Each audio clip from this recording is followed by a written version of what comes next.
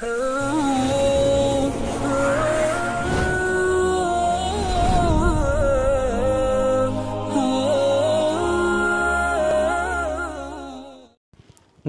व नुसल्ली अला रसूलिहिल करीम अम्मा बाद फ़अऊज़ु बिल्लाहि मिनश्शैतानिर रजीम बिस्मिल्लाहिर रहमानिर रहीम। रमज़ानुल मुबारक के मुक़द्दस महीना की निस्बत से हमारे रमज़ान के फ़ज़ाइल व मसाइल के असबाक़ चल रहे और आज का जो हमारा सबक है वो सबक नंबर 20 है और आज का हमारा आखिरी सबक है। आज के सबक के अंदर जो चीज़ें हमने पढ़नी हैं वो सबसे पहली चीज़ ये है कि रमज़ानुल मुबारक के मुक़द्दस महीने के बाद सबसे ज़्यादा अफ़ज़लियत वाले रोज़े कौन से हैं, इनके बारे में आज हमने पढ़ना है। तो रमज़ानुल मुबारक के मुक़द्दस महीने के रोज़े रख लेने के बाद ईद उल फ़ितर के बाद सबसे ज़्यादा अफ़ज़लियत वाले रोज़े शव्वाल के रोज़े हैं। शव्वाल के 6 रोज़े हैं।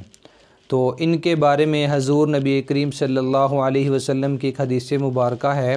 हज़रत अबू अय्यूब अंसारी रज़ियल्लाहु ताला अन्हु से रिवायत है कि रसूलुल्लाह सल्लल्लाहु अलैहि वसल्लम ने फ़रमाया, मन क़ाम रमज़ान थुम्मा अत्बअहु सित्तम मिन शव्वालिन कान कसियामिद दहर। फ़रमाते हैं कि हज़ूर सल्लल्लाहु अलैहि वसल्लम ने फ़रमाया, जिसने रमज़ान के रोज़े रखे फिर इसके बाद शव्वाल के 6 रोज़े रखे, ये सारी ज़िंदगी के रोज़े रखने की तरह हैं। देखिए कितनी बड़ी खुशकिस्मती उन लोगों के लिए जो इन पर अमल करते हैं, कितनी बड़ी खुशखबरी है। हजूर ने फरमाया, जिस बंदे ने रमज़ान के मुक़द्दस महीने के फ़र्ज़ रोज़ों को अदा किया, उनको रख लिया, उसके बाद शव्वाल का महीना अपनी ज़िंदगी में पा लिया, उस शव्वाल के महीने में अपने 6 रोज़ों को मुकम्मल कर लिया। तो जिस बंदे ने ये 2 रोज़े रखे, मतलब रमज़ान के रोज़े फिर शव्वाल के रोज़े, गोया कि वो ऐसा है जैसा उसने सारी ज़िंदगी रोज़े रखे हों। और शव्वाल के रोज़ों के हवाले से कुछ बुनियादी मसाइल हैं, वो मैं आपके सामने अर्ज़ कर देता हूँ। नंबर 1 पे कि अगर किसी बंदे ने रमज़ानुल मुबारक के मुक़द्दस महीने के रोज़े कुछ छोड़ दिए, किसी भी वजह से वो हो सकते हैं, तो इसको चाहिए कि पहले रमज़ान के रोज़े रखे, बाद में शव्वाल के रोज़े रखे। लेकिन अगर कोई बंदा रमज़ान के रोज़े उसने कुछ छोड़ दिए, किसी वजह से रह गए, वो ईद के बाद पहले शव्वाल के रोज़े रखना चाहे तब भी ठीक है। और एक और चीज़ इसी हवाला से कि जो शव्वाल के रोज़े होते हैं, 6 रोज़े होते हैं, ये आप मुसलसल भी रख सकते हैं, रोज़ाना की बुनियाद पर भी रख सकते हैं और इनको वक्फ़ा के साथ भी अदा कर सकते हैं। मतलब कि आप शव्वाल के महीने के जो 6 रोज़े, आप एक रोज़ा रख कर 1-2 दिन का वक्फ़ा भी कर सकते हैं, 1-2 दिन की रेस्ट भी कर सकते हैं। उसके बाद 1-2 दिन के बाद दोबारा आप अपना दूसरा रोज़ा रख सकते हैं, फिर इसी तरह तीसरा, चौथा, 5वां और 6ठा। बुनियादी बात इसमें यह है कि शव्वाल के महीने के अंदर आपने अपने इन 6 रोज़ों को मुकम्मल करना है। अब वो आप पर डिपेंड करता है कि आप पहले 10 दिनों में मुकम्मल कर लें, दूसरे 10 दिनों में मुकम्मल कर लें, या इस महीने के आखिरी 10 दिनों में मुकम्मल कर लें। और एक और चीज़ है कि जो रमज़ान के रोज़े अगर किसी बंदे के रहते हैं तो वो उनकी क़ज़ा शव्वाल के रोज़ों के बाद भी लौटा सकता है, उस पर भी कोई हर्ज नहीं आएगा। आप शव्वाल के रोज़े पहले रख लें, बाद में रमज़ान के रोज़ों की क़ज़ा लौटा सकते हैं। और अगर आप रमज़ान के रोज़ों की क़ज़ा पहले लौटाना चाहें तब भी आपके लिए ठीक है। दोनों सूरत हालों में आपके लिए गुंजाइश है। जैसा आपको अच्छा महसूस हो, जैसा आप बेहतर समझें, आप उस पर अमल कर सकते हैं। और इसके अलावा कुछ और भी रोज़े हैं जो बड़ी फ़जीलत वाले हैं। सबसे ज़्यादा फ़जीलत वाले रोज़े तो रमज़ान के हैं। अब रमज़ान के बाद और कौन कौन से रोज़े हैं जो बड़ी फ़जीलत वाले हैं? नंबर 1 पे आप शव्वाल के रोज़े रखें, ये बड़ी फ़जीलत वाले हैं।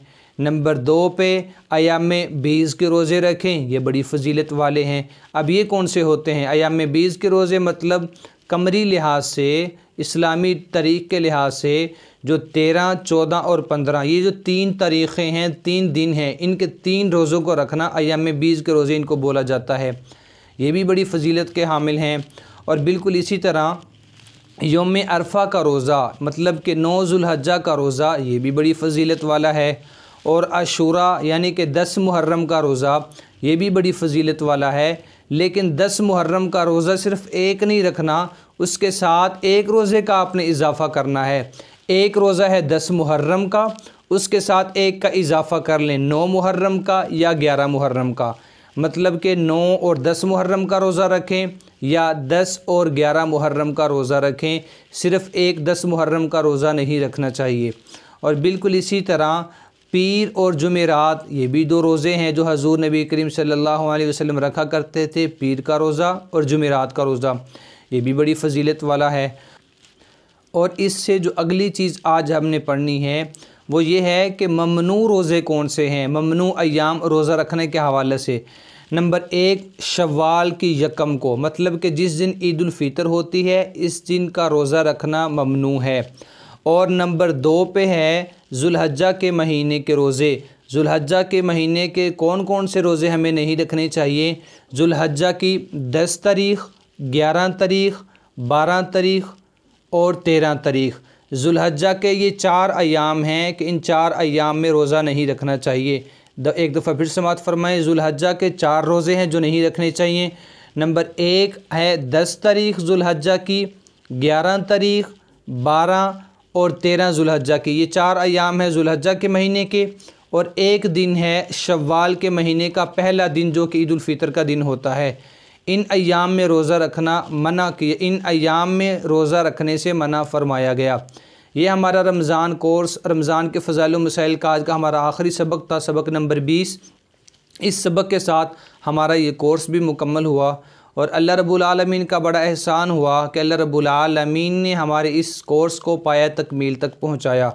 अब अल्लाह रब्बुल आलमीन से दुआ आप भी करें, मैं भी करूं कि इस किताब के अंदर, इस कोर्स के अंदर जितनी भी चीज़ें हम लोगों ने पढ़ी हैं, समझी हैं, सीखी हैं, अल्लाह ताला उन तमाम पर हमें अमल करने की तौफीक अता फ़रमाए। और अपने इसी सबक के इख्तिताम पर एक और चीज़ मैं आपको बताता चलूँ, ये जो किताब हमने रमज़ान कोर्स के नाम से रमज़ान के फ़ज़ाइल व मसाइल हमने जो पढ़े हैं इस महीने में, इन असबाक के अंदर, इस किताब को लिखने वाले, इस किताब को मुरतब करने वाले, इस किताब पर अनथक मेहनत करने वाले कोई और नहीं, हमारे मरकज़ अहले सुन्नत वल जमात सरगोदा पाकिस्तान के सरपरस्त आला हैं और जिनका नाम है मुतकल्लम इस्लाम हज़रत मौलाना इलियास घुम्मन साहिब। ये हमारे उस्ताद मोहतरम इस किताब को मुरतब करने वाले, लिखने वाले हैं, अनथक मेहनत करने वाले हैं और जिनकी निस्बत से हमने इन असबाक को शुरू किया है, जिनकी निस्बत से हमने इन असबाक को शुरू किया और अल्लाह रब्बुल आलमीन ने पाया तकमील तक पहुँचाया, वो हमारे इसी मरकज़ अहले सुन्नत वल जमात सरगोदा पाकिस्तान के नाज़िम तालीमात हैं, जिनका नाम है हज़रत मौलाना अरशद सज्जाद साहिब। उनकी वजह से हमने इस सबक का आगाज़ किया और उन्हीं की निस्बत की वजह से आज हम इन असबाक को मुकम्मल कर चुके हैं और आप लोग पढ़ चुके हैं। मैं और आप तमाम, हम तमाम अल्लाह रब्बुल आलमीन से दुआ गो हैं, अल्लाह रब्बुल आलमीन हमारे इस मरकज़ को, मरकज़ अहले सुन्नत वल जमात को, इसको दिन दुगनी रात चुगनी तरक्की नसीब फ़रमाए और हमारे इस किताब को लिखने वाले उस्ताद मोहतरम मुतकल्लम इस्लाम हज़रत मौलाना इलियास घुम्मन साहिब, अल्लाह रब्बुल आलमीन उनकी ज़िंदगियों में हज़ारों लाखों करोड़ों बरकतें नाज़िल फ़रमाए। अल्लाह ताला उनकी तमाम परेशानियों को ख़त्म फरमाए। और इसी तरह हमारे जो उस्ताद मोहतरम नाज़िम तालीमात हज़रत मौलाना अरशद सज्जाद साहिब, अल्लाह ताला उनकी ज़िंदगियों में भी ढेरों और अपनी रहमत और बरकतें नाज़िल फ़रमाए। ये जो किताब आज हमने मुकम्मल की है, ये किताब ये आपके सामने मैं कर रहा हूँ, दिखा रहा हूँ, रमज़ान कोर्स के नाम से मौजूद है। और अगर आप इस किताब को मंगवाना चाहते हैं, अगर आप किताबी शक्ल में इसको अपने पास रखना चाहते हैं तो ये स्क्रीन पर नंबर दिया हुआ, आप इनसे रब्ता कर सकते हैं और इनसे मरकज़ में से आप किताब को मंगवा सकते हैं, अपने पास रख सकते हैं। और इसमें जितना भी मवाद है ये सारे का सारा इल्मी मवाद है। जो भी इंसान इसको पढ़ेगा ये तमाम की तमाम चीज़ें उस बंदे के दिलो दिमाग में नक्श हो जाएंगी। व आखिरु दावाना अनिल हम्दुलिल्लाहि रब्बिल आलमीन।